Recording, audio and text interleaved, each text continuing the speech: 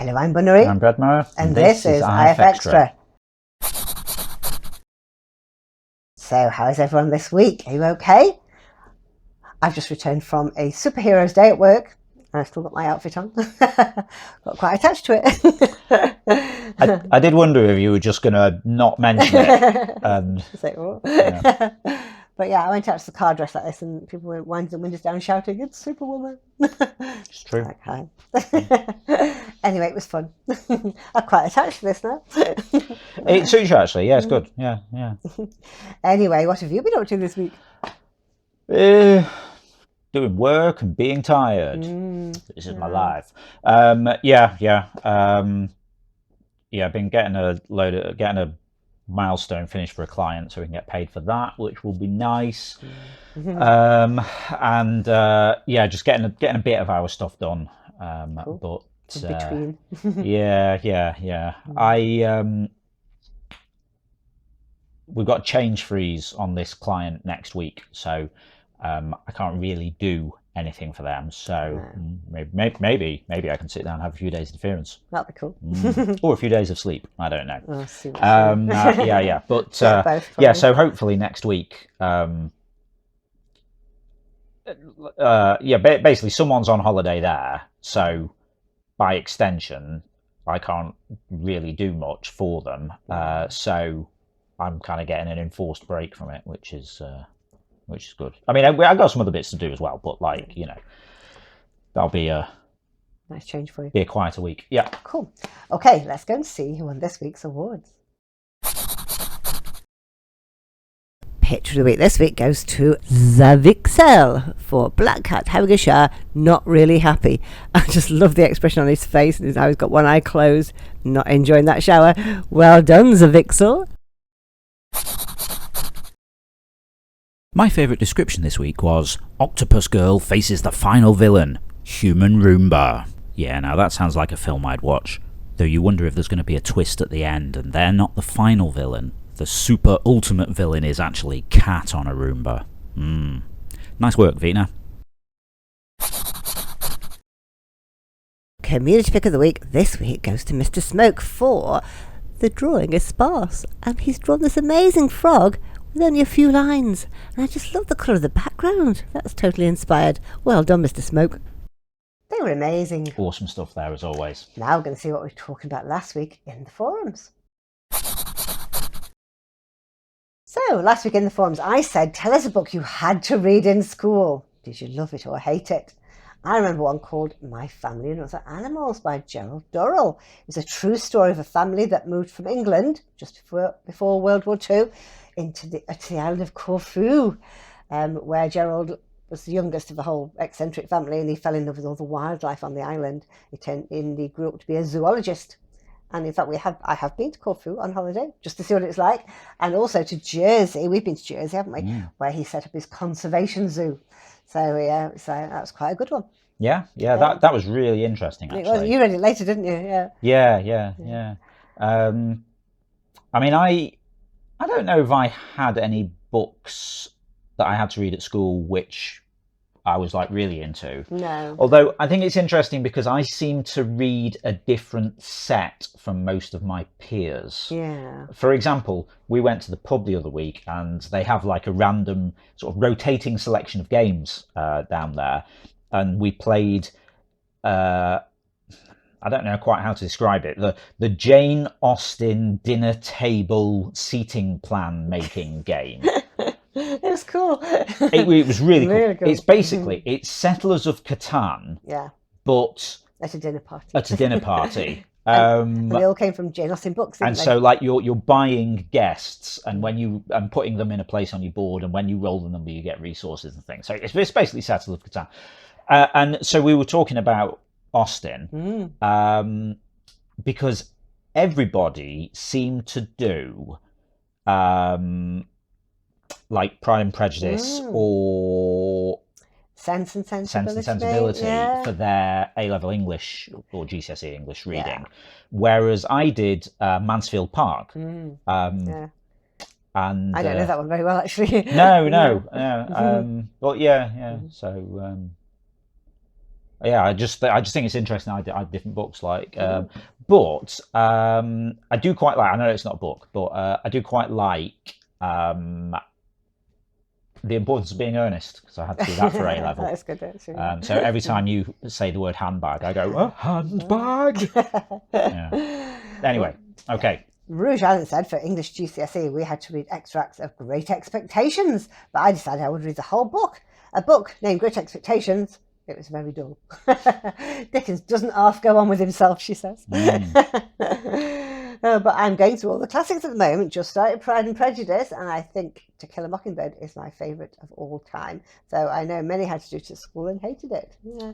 It's different when you have to do it. You just feel resentment towards the book, don't you, really? But if you do it for pleasure, then yeah, you get a lot out of it. I didn't read Great Expectations. I think I did Moll Flanders instead, which I really struggled with. I could not get into it, so I bought the audio book because we had to read it because we were doing essays on it in the exam. Couldn't deal with the audio book. You didn't like the audio book either? I just kept falling asleep. Okay. And then they did a TV adaptation with River Song. Oh yeah, Kingsley. Kingston. Kingston might be, yeah. And I was. Did you enjoy that bit? No, not really. It just didn't. Nothing did it for you. No. I wrote an entire essay on the sentence "Give me not poverty, lest I steal," because it was the only quotation I could. It's a very good one, remind. Yeah, it's true. But I did To Kill a Mockingbird as well, and I don't really remember it. As Rouge Allen says, I think when you read things at school, maybe you're not into it so much. Maybe I should reread that. Yeah, I think we should really. Mr. Smoke says, I had to read a play called A Midsummer Night's Dream by William Shakespeare. It was the first time I read a comedy. For some reason, I thought all plays were serious until that book opened my eyes to the world of the written word. Books could be more than just King coup d'etat soap operas. Yeah, exactly. Yeah. Oddly enough, don't remember the plot. Only remember its impact on me. It's all magical, isn't it? Magical. I didn't do Midsummer Night's Dream. You missed out on Bottom. Well, yeah, seemingly, yeah. I did a Othello, Antony and Cleopatra, and something else. I don't think I did any comedies for didn't have much light relief then, did you? No. But I did see a school production of it because the drama department used to do yearly Shakespeare, which I don't really remember. But I, for a while, did photography and videography for the drama department. So I used to go and take all the promotional photos, which they've got posters and stuff. And I did the videography for Comedy of Errors, which was really fun and was done in the style of the Blues Brothers or something. I vaguely remember. And at the end, everyone was doing the hand jive. Really? Yeah. I digress. Okay. Sorry.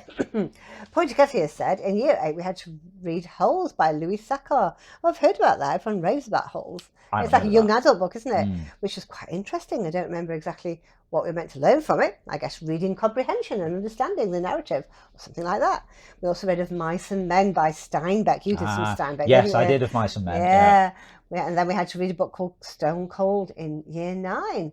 About a boy who leaves his home when he's old enough and becomes homeless in London. And there's a serial killer going around killing homeless people. I've not heard of that one. That sounds quite cool for a school book, doesn't it?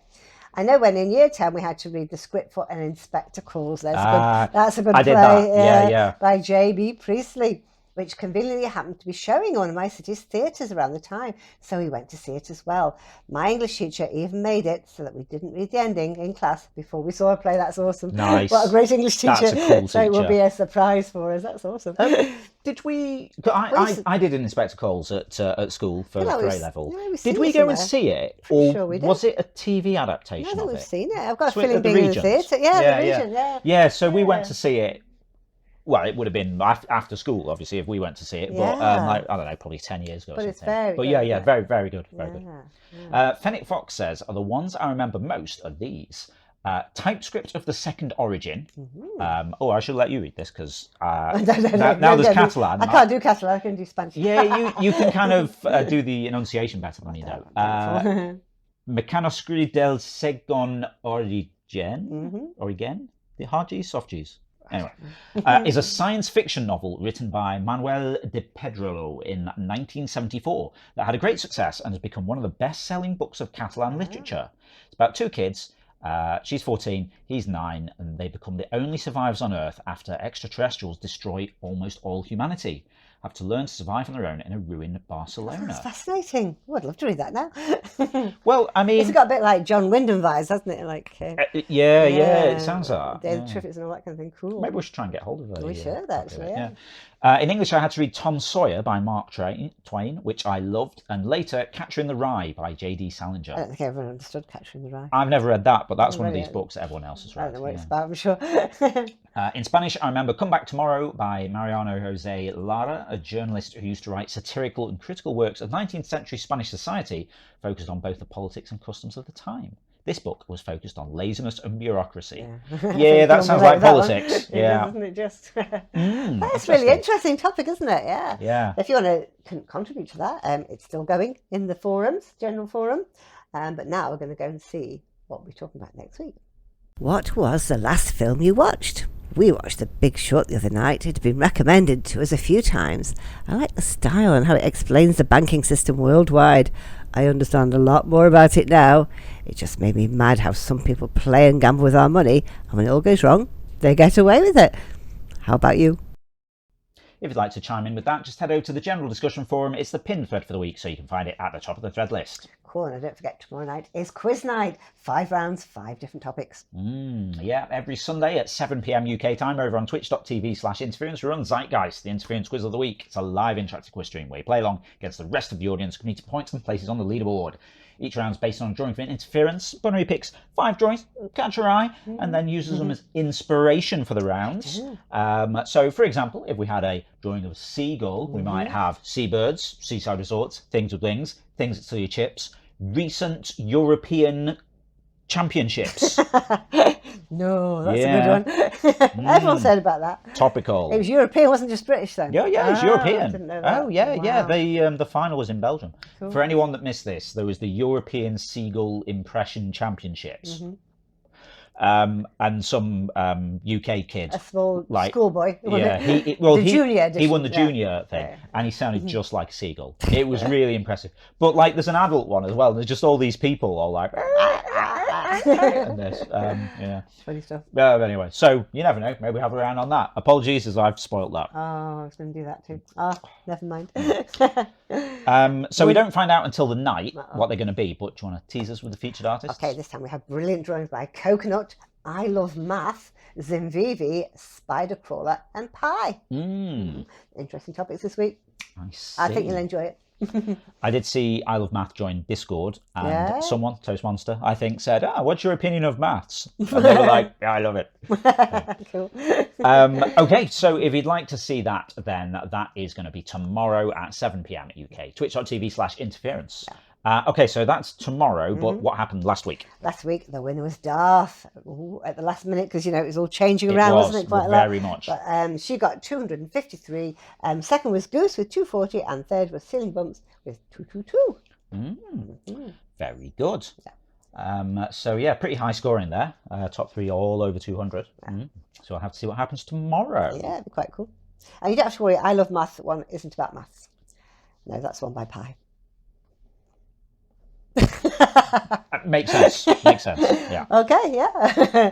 That's all the news for now. Just goes to say. Yeah, if you're not already taking part in the game, then get involved. You can play on the web at playinterference.com or search for Interference in the App Store for your device and download the app. You can also join the chat with us over on Discord, playinterference.com/Discord. And, we got cat pictures, we got dog pictures, we got food pictures, we got discussion about books.